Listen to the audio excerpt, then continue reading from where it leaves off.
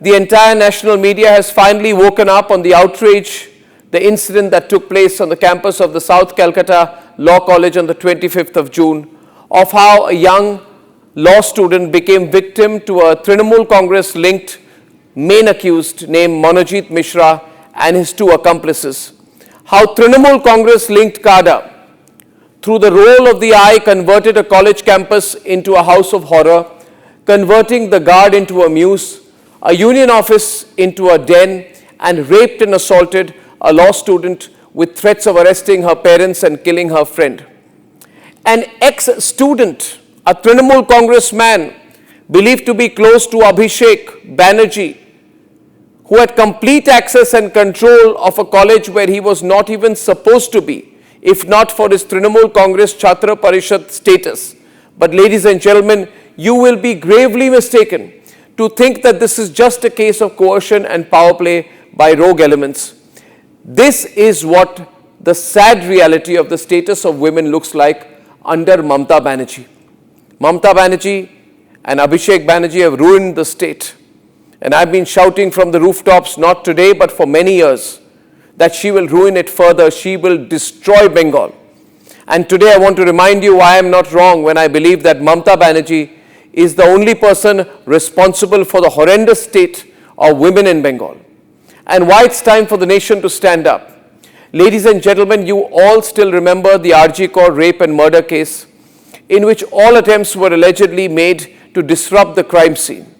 How the allegedly Trinamool Congress-linked controversial principal Sandeep Ghosh was conveniently reappointed at the Calcutta National Medical College mere hours after he was suspended for breaking all protocol, not calling the police on time, floating a false suicide theory for Abhaya, and all other possible allegations for which he is still awaiting justice.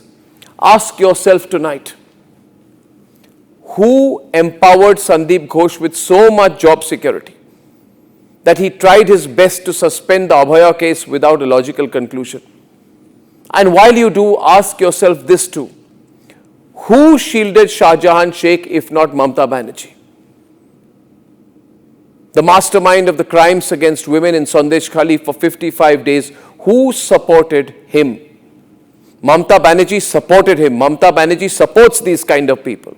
She even supports these kind of people in the assembly, because all that ever mattered, matters or will matter to Mamata Banerjee is clinging on to the chair. Even if the people around her are now described as mafia, she doesn't mind as long as she's sitting in the Chief Minister's chair.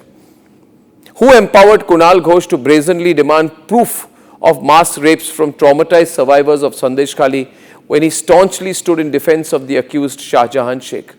Is it not true that in Sandesh Khali, the Trinamool's goons unleashed terror, ransacked the homes of brave women who dared to speak out?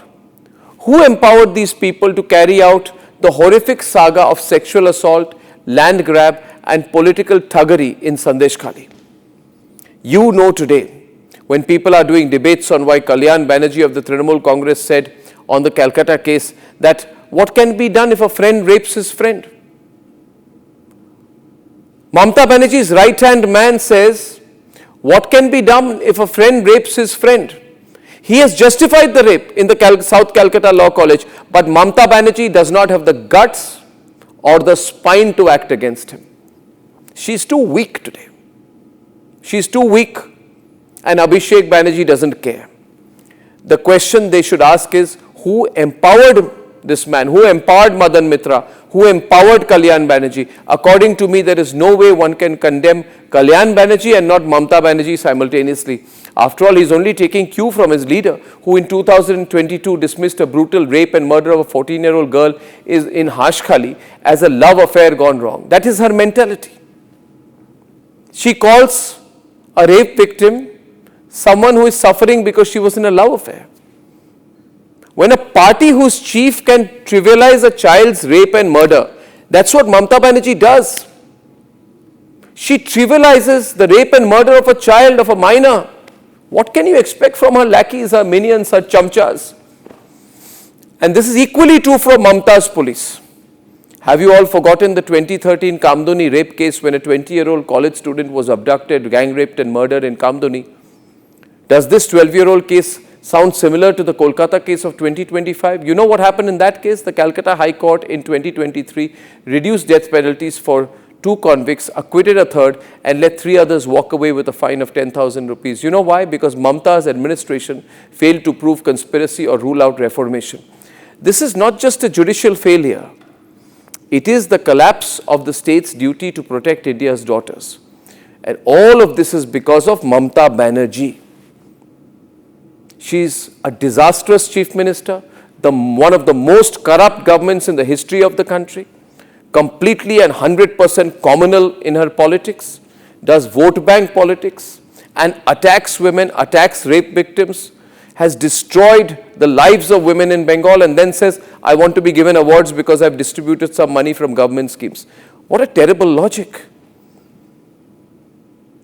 This is a person, Mamata Banerjee, who in 2012 called a case where a 35-year-old widow was dragged from a train and gang raped at gunpoint in Kathua in front of her 11-year-old daughter as a Shajano Ghatana, or a concocted incident. Ask her if she said it or not. She says these things. She speaks this kind of a language. You know what is worse? All the 5 accused were acquitted of rape due to botched medical evidence. They were instead convicted for robbery. Even the public prosecutor in the case resigned out of shame after the court blew the government's handling of the case to smithereens. But Mamata Banerjee does not care. She does not care about anyone. She's just got to stick on to her chair. Ladies and gentlemen, time and again the courts have said it, that Mamata's police, Mamata's government is an incompetent police, incompetent government. In the Birbhum gang rape case of 2014, when a 20-year-old girl was gang raped, Mamata's SIT made, quote-unquote, no effective contribution to the investigation. These are the words of the Calcutta High Court, and this happened despite a police station nearby. Officers arrived late while victims suffered, just like it did a decade later in the RG Kaur case. This is not negligence, ladies and gentlemen. Mamata has betrayed the people. Mamata has betrayed the women of Bengal. It is a complete betrayal, a shameless betrayal by Mamata Banerjee. And Mamata's Bengal has become a lawless jungle. And tonight, all of you must ask to your conscience, can you look away when this is happening in Bengal? This is a person who single-handedly has contributed to the destruction of any semblance of law and order in Bengal. Her attitude is dictatorial. Her government is corrupt. Cash is found in people's lockers. Women are being gang raped. But all she wants, somehow, as they say in Bangla, kichu kore, she wants to remain in the chair. Mamata Banerjee, your political legacy is going to be just one. You have been not a disaster. You have been not irresponsible. You have led to the destruction of any semblance of morals in politics.